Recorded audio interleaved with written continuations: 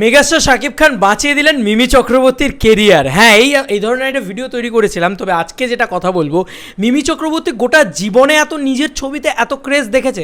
গোটা জীবনে মিমি চক্রবর্তী যার সাথেই ছবি করুক না কেন, এত এত ভিড়, এত পাগলামি, এই যে খালি গায়ে লোকের উন্মাদনা, এই যে আজকে কাতারে কাতারে একদম মানে হলের গেট ভেঙে লোক ঢুকে পড়া, বা এই যে একটা মানে ভাঙচুর অবস্থা, এই যে একটা টিকিট ব্ল্যাক হওয়া, এই যে একটা হিউজ ক্রেজ, এইটা মিমি চক্রবর্তী নিজের জীবনে গোটা কেরিয়ার জুড়ে, এত বছরের কেরিয়ার জুড়ে দেখেছে আজ অবধি। এত বছরের কেরিয়ার হয়ে গেল, উনি হয়তো এই জিনিস এর আগে দেখেনি। আমার ইন্ডিয়ান অভিনেত্রী, উনি আমার ইন্ডিয়ান একজন অভিনেত্রীকে মেগাস্টার শাকিব খান কীভাবে বাঁচাচ্ছেন, তার কেরিয়ার কীভাবে বাঁচাচ্ছেন তুমি চিন্তা করো। আজকে ওনার পপুলারিটি কোথা থেকে কোথায় গিয়ে পৌঁছেছে। আজকে ওনার এত ফুটফলস মানে বলছি নাম্বার অফ দর্শক। ধরো তুফান ছবিটা এখন 10 লাখ মানুষ দেখে ফেলেছে, কথার কথা বলছি, বেশিও হতে পারে কম হতে পারে, আমি জাস্ট এক্সাম্পল ধরি, এইটা ধরে বলছি যে 10 লাখ মানুষ ধরো দেখে ফেলেছে ছবিটা।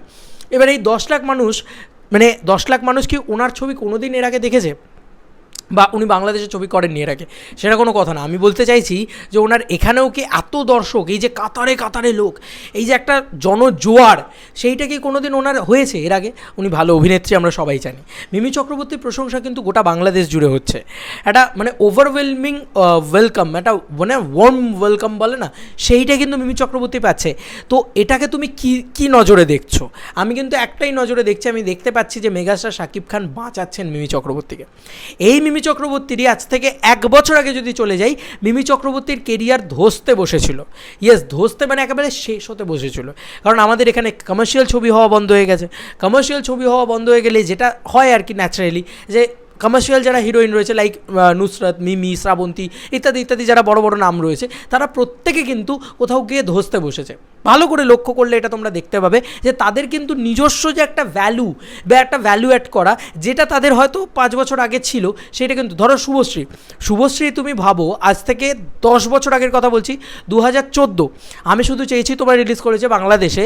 শুভশ্রীর কি ক্রেজ, কি পাগলামি শুভশ্রীর জন্যে, কিন্তু আজকে যেহেতু উনি কমার্শিয়াল ছবিটা সেই লেভেলে করেন না, সেহেতু ওনার কিন্তু সেই পাগলামিটা নেই। কিন্তু এই শুভশ্রী কিন্তু চালবাজ যখন করছে, বাংলাদেশে হিউজ পপুলারিটি পাচ্ছে। এই শুভশ্রী শাকিব খানের সাথে কাজ করেছে। এবং শ্রাবন্তীর কথাও যদি বলি, আমি শিকারি বলো, বা যে মানে শাকিব খানের যে ছবিগুলো শ্রাবন্তীর সাথে ভাইজান এলোরে ছিল, সেখানেও আমি এইটুকু বুঝে গেছি যে শাকিব খান তো প্রচুর আমাদের ইন্ডিয়ান অ্যাক্ট্রেসদের সাথে কাজ করেছে, মানে সুপারস্টার হিরোইন যাকে বলে, coat and quote heroine.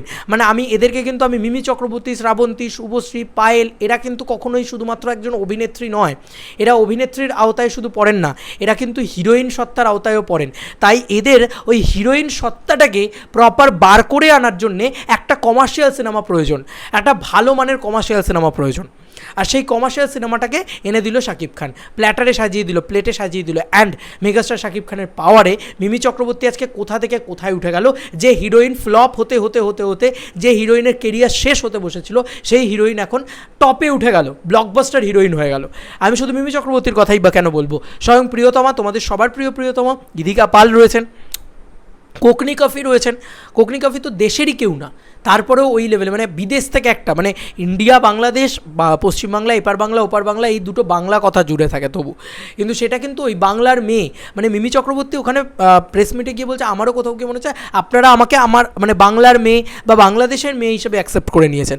This is the power of megastar Shakib Khan. Megastar Shakib খানের মেরুদণ্ডটা যদি না থাকতো সঙ্গে, বা পিছনে ওই ঠেকনাটা যদি না থাকতো, তাহলে কি এইটা হতো বন্ধুরা?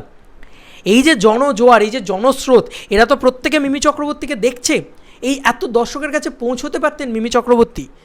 পারতেন না। কিন্তু আমি কিন্তু এখানে আমাদের এপার বাংলার কোনো নায়ককে ছোট করছি না। আমার মনে হয় যে আমাদের নায়করা যখন কমার্শিয়াল ছবি করবেন, লাইক দেবদা খাদান করছেন, জিদ্দা ইন ফিউচার খাঁকি করছেন, আরও পরবর্তীতে হয়তো বড় বড় ছবি করবেন, সেখানে যারাই ফেস থাকছেন, লাইক জিদ্দার চেঙ্গিজে ধরো সুস্মিতা চ্যাটার্জি ছিল, কী পপুলারিটি পেয়েছে তোমরা দেখতেই পেয়েছো। খাদানে আবার ইদিকা রয়েছে, এবং তার সঙ্গে রয়েছে তোমার বরখা বিস্তর রয়েছে। তো কোথাও গিয়ে এরাও কিন্তু পপুলারিটি পাবে, এরাও কিন্তু হিউজ পপুলারিটি পাবে, এবং পাচ্ছেও কোথাও গিয়ে।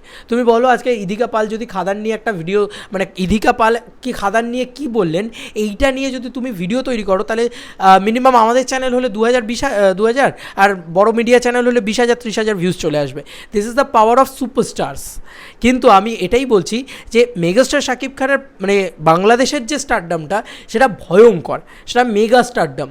আমরা দেখতে পাচ্ছি যে মিমি চক্রবর্তীর মতন একটা অভিনেত্রী, যার অভিনেত্রী হিসেবে তাকে নিয়ে কোনো সন্দেহ নেই, কিন্তু তার আলাপের মতন ছবি বলো বা যাই ছবি বলো, যেটাই যতই বিজনেস করুক না কেন, সেটা কিন্তু ওনাকে কখনোই সেই সাকসেসের পারদ রেশিওতে নিয়ে যেতে পারছিল না। বা এত দর্শক যারা মিমি চক্রবর্তী চিৎকার করছে, মিমিকে কী লাগছে, ইন্ডিয়ান অভিনেত্রী মিমি, সবাই চিৎকার করছে, এটা এই ক্রেজটাই কোথাও গিয়ে পাওয়া যাচ্ছিল না, যেটা হয়তো শুধু তোমারই জন্য সময় দেখা গিয়েছিল, বা যেটা হয়তো একদম মিমি চক্রবর্তীর কেরিয়ারের শুরুর দিকে দেখা গিয়েছে। এবং মিমি চক্রবর্তী কিন্তু খুব ডিফারেন্ট ভার্সেটাইল চরিত্র করেছে। মানে মিমি চক্রবর্তী শুধুমাত্র একটা টেমপ্লেট হিরোইন তা নয় কিন্তু। এবং আমার যতদূর যা মনে হয়, সবাই কমেন্ট সেকশনে আমাকে লিখছে, দাদা তুফান দেখে এলাম, মিমির চরিত্রটা আমার খুব ভালো লেগেছে, মিমির চরিত্রটাই আসল টুইস্ট, ইত্যাদি ইত্যাদি নানান কথা। ট্রেলার দেখে কোথাও বোঝাও যাচ্ছে যে মিমির চরিত্রটা খুব ডেঞ্জারাস হবে। মিমি চক্রবর্তী সবসময় স্ক্রিপ্ট বেছে কাজ করেন, এটা নিয়ে কোনো সন্দেহ নেই, উনি কিন্তু ভালো ছবিই করেছেন, কিন্তু ওনার সাকসেসই পাচ্ছিলেন না উনি। ড্রাকুলা স্যারের মতন ছবিও উনি করেছেন, তো কোনো সাকসেস নেই ওনার মানে এইখানে দেখতে গেলে বিগত কয়েকদিন ধরে। কারণ ওই যে বললাম, কমার্শিয়াল হিরোইনদের মানে একদম সেই হেলায় অবস্থায় গিয়ে দাঁড়িয়েছে। দেবদাজিদ্দা তো চলো বেঁচে গেছে, চলো এখান থেকে যে কমার্শিয়াল ছবি করে তারা বেঁচে যাচ্ছে, কিন্তু কমার্শিয়াল হিরোইনদের অবস্থা একেবারে শেষ আমাদের এপার বাংলায়। কিন্তু তাদেরকেই মানে ধরো যাদের কেরিয়ার দেখো ড্রপ করে গেছে, ধরো পায়েলকে এখন আর কেউ পাত্তাই দেয় না, পায়েল সরকার, তাকে কেউ পাত্তা দেয় না। মিমি চক্রবর্তী জাস্ট মানে ঠিক আছে, মিমি চক্রবর্তী এক সময়ের হিরোইন ছিল, এরম একটা হয়ে গেছে।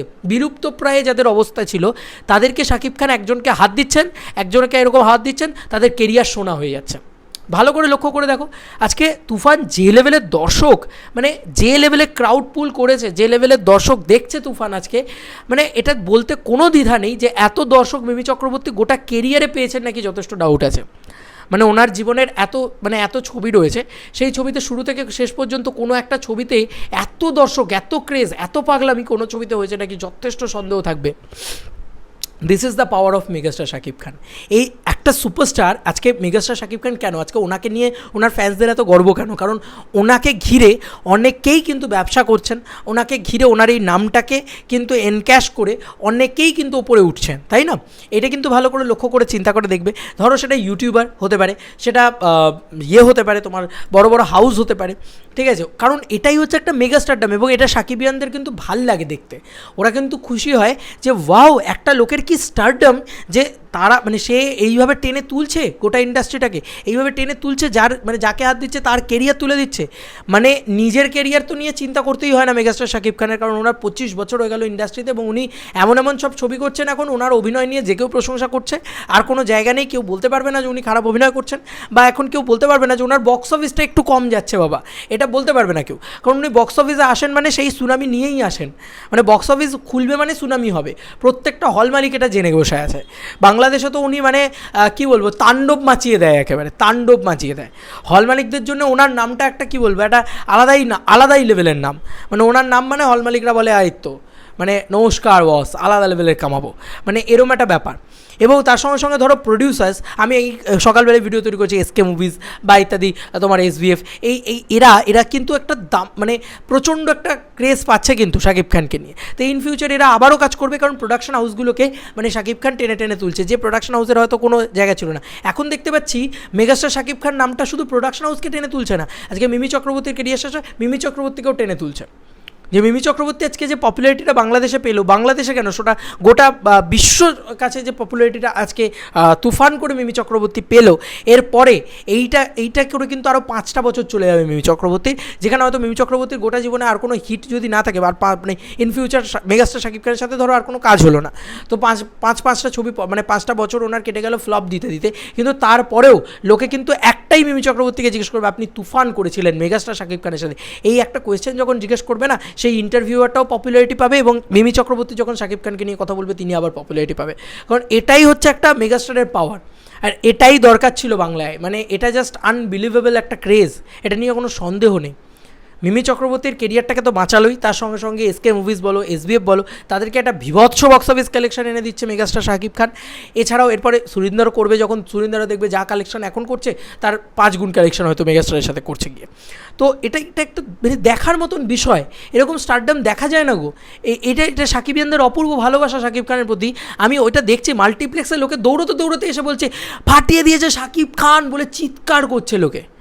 কিছু করার নেই ভাই, এটা অদ্ভুত পাওয়ার, অদ্ভুত মেগাস্টারডাম দেখছি আর শুধু অবাক হয়ে যাচ্ছি। বাপরে কি ক্রেজ একটা লোকের, এটা কোথাও কি হচ্ছে কিন্তু, মানে আমি শুধু দেখেই যাচ্ছি যে ওয়াও, এই মানুষটা তো শুধু পাগলামি, মানে শুধু এই মানুষটাকে নিয়ে শুধু গোটা দেশে পাগলামি। ভাবো এই মানুষটা হলেও যায় না, কোথাও কিছু করে না। যদি হল ভিজিট করে, আমার মনে হয় উনি হল ভিজিট করেন না এই কারণে, কারণ হলগুলো যাতে বেঁচে থাকে, হল ভাঙচুর হয়ে যাবে তো। কারণ শাকিব খান হলে গেলেন, সেই হলটা ভেঙে পড়লো, এত লোকের উন্মাদনা তৈরি হলো। হতেই পারে না, উনি হলের যাতে ক্ষতি না হয় সেই কারণে হয়তো হলে যান না। আমার জাস্ট মনে হলো তাই বললাম। তোমাদের কার কি মতামত এই হিউজ মেগাস্টার শাকিব খানের এটাকে নিয়ে জানিও কমেন্ট সেকশনে, এবং তোমাদের কার কার মনে হয়। আমি কিন্তু এপার বাংলা থেকে বসে এইটুকু তোমাদেরকে পরিষ্কার বলছি, মিমি চক্রবর্তীর কেরিয়ার খুব একটা ভালো জায়গায় ছিল না। আফটার রিলিজিং তুফান মিমি চক্রবর্তী সুপারস্টার হিরোইন হয়ে গেছে। দুষ্টু কোকিল গানটার ওই ক্লিপগুলো না রীতিমতো ভাইরাল হচ্ছে বিভিন্ন জায়গায়, ভাইরাল হয়ে গেছে মিমি চক্রবর্তী, তাও আবার শুধুমাত্র মেগাস্টার শাকিব খানের জন্য। এটা না হলে কিন্তু, শাকিব খান না থাকলে কিন্তু মিমি চক্রবর্তীর আজকে এই জায়গাটা হতো না। এটা তোমাদের কি মনে হয়? তোমরা কি এটার সাথে একমত? জানিও কমেন্ট সেকশনে। চলো বন্ধুরা, কোনো ভিডিওতে দেখা হবে, বাই।